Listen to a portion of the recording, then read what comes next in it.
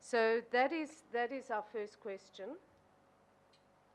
What are the barriers to research influencing policy? And I suggest we have a bit of discussion in groups. And okay, so I think, so what we've got here is a notion of relationship, okay? Researchers in their world, and they are driven by their own perspectives, attitudes, skills, resources, priorities which may be set by what they see on the ground in the system, but priorities set by a whole set of other players, including the people who fund research, okay? So that's a very strong driver of research priorities. So you've got a research community with all its own drivers and rationales that shape what that research community does, which is complicated in itself, okay? So there are whole, as someone said, power dynamics in that sphere. Then you've got a policy-making, practice, implementation environment, which itself is driven by all sorts of priorities. There's what the politicians have decided in this 5-year term, driving practice, not necessarily evidence, okay? So there's a whole lot of things happening there. There's what people put on paper and what happens on the ground. So, and the role of actors at all of those levels. There's, and then there's what happens between the two, which is also complex. There's broken telephones often. You know, policymakers don't read. I don't know how many policymakers can find their way through that Karan article about out-of-pocket payments and whether anyone's read it. I'd be interested to know. All of this evidence that's come out on RSBY, is it sitting there in the head of the health department's desk, and has he or she sifted through it all? And have they got a team in government helping them to make sense of all of that, reflecting and thinking forward? So there's the issues of communication. So, you know, how publishing in journals, which is the priority of researchers, high-impact journals, is not necessarily the medium of policymakers. But a lot of people stop at that, actually, and think, well, if we do a policy brief, then we have communicated and we will influence policy. But it's much more complex than that. So there are all sorts of things happening in that sphere, multiple actors, multiple priorities, a different way of living and being in the world. And you know that if you go in your everyday practitioner role, how differently your daily priorities are to if you sit in a researcher role. And so how one thinks about that interface has to be more than just designing a good policy brief. It's a much more complex interactions where strategy is required. So people were talking about strategy here, about the need to think very carefully about communication, about how to context specificity, about what are the lessons that come out of research that people could relate to in their own environments. It's about mobilizing, it's about the politics of it as well. So mobilizing, for example, civil society to demand. So the big changes in health systems, big policy shifts, happen through politics, okay? It's political drivers. When there's massive political pressure, things happen. Okay, so that's when things really change. And so one of the things Devaki Nambia says, why should we think that that whole world is just waiting for us to come and give our pearls of wisdom and absorb them and appreciate them and change their practice? That is a naive view of the world. And actually, it says to them, we think you're dysfunctional, and we're the functional voice here. We're the rational voice, you're the irrational folk. And we're going to tell you how to run your show. And it assumes that hierarchy, and it assumes that people who are in that political space are not thinkers, they're just doers. So, all right. So there you are. You've got all your barriers there. You could just organize them into sets of actors, policymakers, practitioners, people, researchers, and look at how all of that interacts.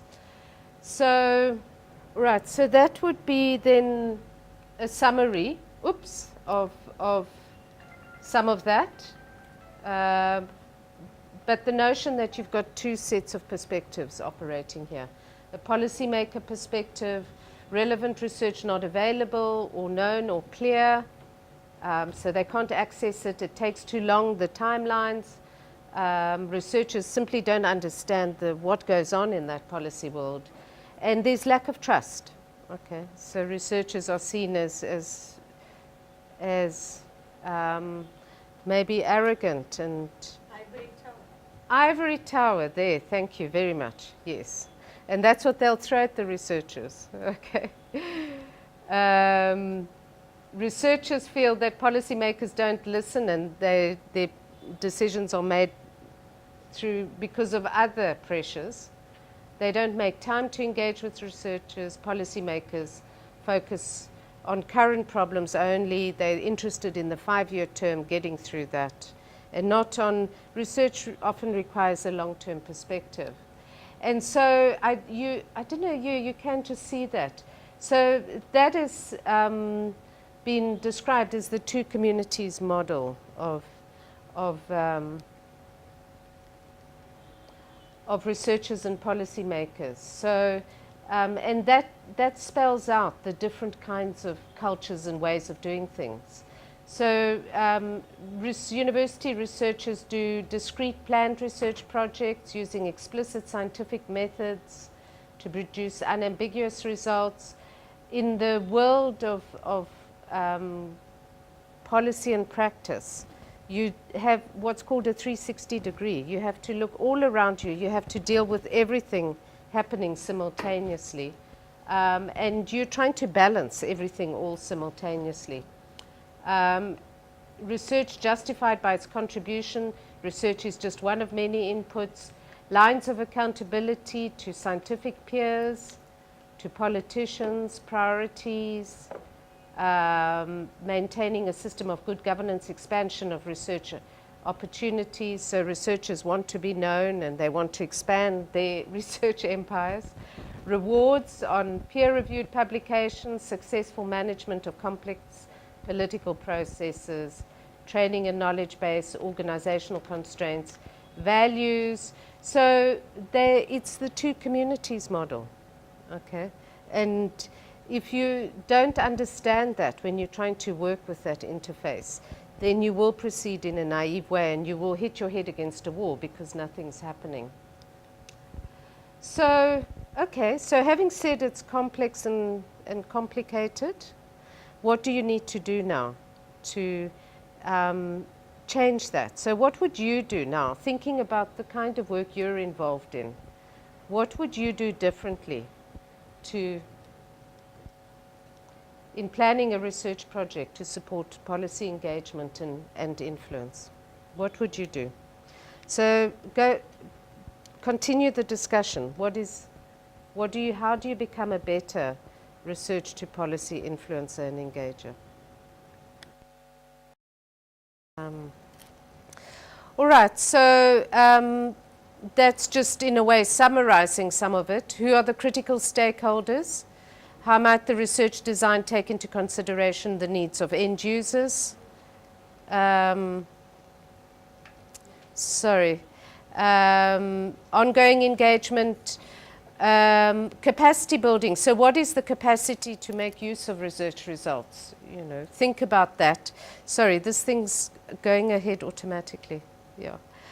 How would you build the capacity of people to use research? And then a whole lot about communication is still important, even though I've tried to minimize that as the sole issue, but how you communicate is quite important. Okay. So think about strategy. And, you know, as Prof. Sundari said, that influencing the high politics isn't necessarily a straightforward task. And so sometimes what you need to do, if you are working at that level, is just plug along and continue doing your work, develop networks and researchers and with researchers and key players and have a long-term view about it. So did you do a Kingdon's agenda setting? Did we talk about agenda setting? No. Next, okay, agenda setting. So there's a theorist that says a policy agendas get set when you've got three streams coming together. The politics, so you get the politics aligned. There's a serious enough problem that the politicians have to act. Okay, it's perceived as a problem, whether that's through the media or popular voice or whatever. And then there's solutions. Okay, so when those three streams come together, you get an agenda. So you can plug away at the solution stream and at some point you may find that it joins the other streams. Yeah. All right, so it's thinking also beyond just the project itself. People were starting to talk about networks in the researcher community, to think about to think about how you build networks over time, so how communities can work together in long-term relationships through embeddedness and through thinking about the capacity for evidence to inform policy. And in Devaki Nambiar's blog, she gives examples of institutional mechanisms in a number of countries that have done that quite successfully. But they are programs of work that explicit role is to help build relationships, build networks, build communities, and within that they do a whole lot of individual projects that are located within a broader set of relationships, which is what Achutamenon would represent as an institution, with some of the key local players, relationships with the State Health Resource Centre, and all of that is spoken about in that Changing Mindsets document as well. Create an environment that fosters connections between evidence and policy making, and help think about the nature of demand, speed, think about all of those things we're talking about.